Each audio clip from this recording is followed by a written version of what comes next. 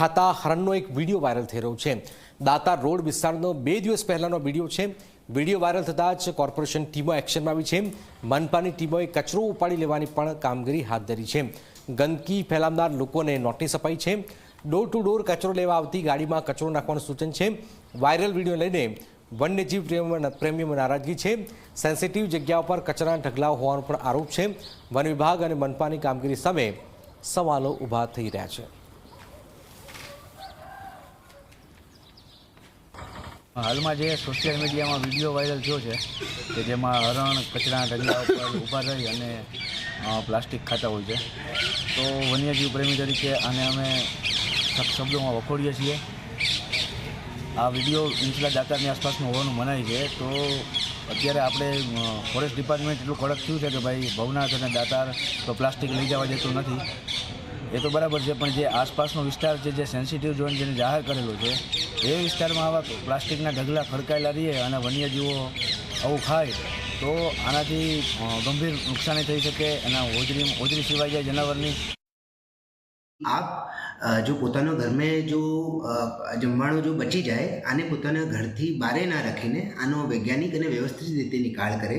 અને બીજું જો પ્લાસ્ટિકનો પણ જો આને નિકાલ કરવાનો હોય એ પણ એ કચરા પેટીમાં ડાલે અથવા મહાનગરપાલિકાની ગાડીને સોંપે। જેમ આપણે બધાને સ્વચ્છ જીવન જીવવાનો હક છે એમ જ વન્ય પ્રાણીઓને પણ આ હક છે, અને જો આપણે બંધારણમાં મૂળ કર્તવ્ય છે આમાં સ્વચ્છ પર્યાવરણના પ્રતિ જો આપણો કર્તવ્ય છે આને અમે નિભાઈએ, આ મારી અપીલ છે।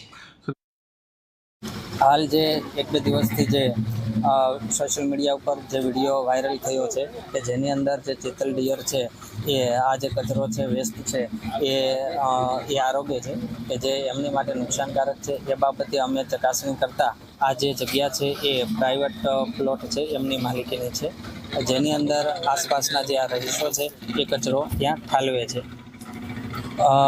મહાનગરપાલિકાનું ડોર ટુ ડોર વાહન એ કાયમી અહીંયા આવે છે અને આ જે ડોર ટુ ડોરનું વાહન છે એની અંદર જ જે આ રહીશો છે એ કચરો નાખે એવી તમામ રહીશોને સમજાવવામાં આવ્યા છે।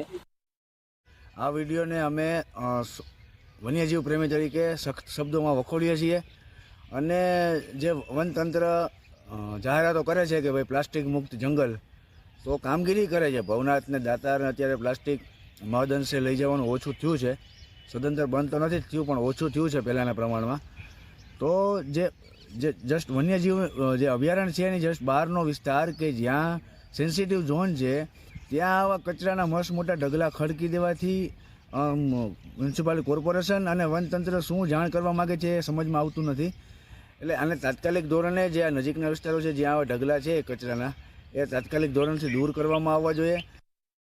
જૂનાગઢ શહેરમાં દાતાર જંગલ વિસ્તારની નજીક આવેલો એક પ્લોટ વિસ્તારની અંદર જે સોશિયલ મીડિયામાં 2 દિવસ પહેલા છે તે વિડીયો વાયરલ થયો છે। હું આપને જે દ્રશ્ય બતાવું છું તે ચિત્તલ તેમજ હરણ છે તે પ્લાસ્ટિક આરોગતા હોય તેવો વિડીયો છે તે વાયરલ થતા હાલ તંત્ર દ્વારા કામગીરી શરૂ કરી દેવામાં આવી છે। જો વાત કરીએ તો પ્લાસ્ટિક છે તે વન્યજીવો માટે નુકસાનકારક હોય છે, તેને લઈને હાલ જ્યારે આ સોશિયલ મીડિયામાં વિડીયો વાયરલ થતા લોકોમાં અનેક સવાલો ઉઠી રહ્યા છે। જો વાત કરીએ તો આ વિડીયોને લઈને મહાનગરપાલિકા તેમજ ફોરેસ્ટ ડિપાર્ટમેન્ટ છે તે કામે લાગી છે। અશોક બારોટ, જી મીડિયા, જૂનાગઢ।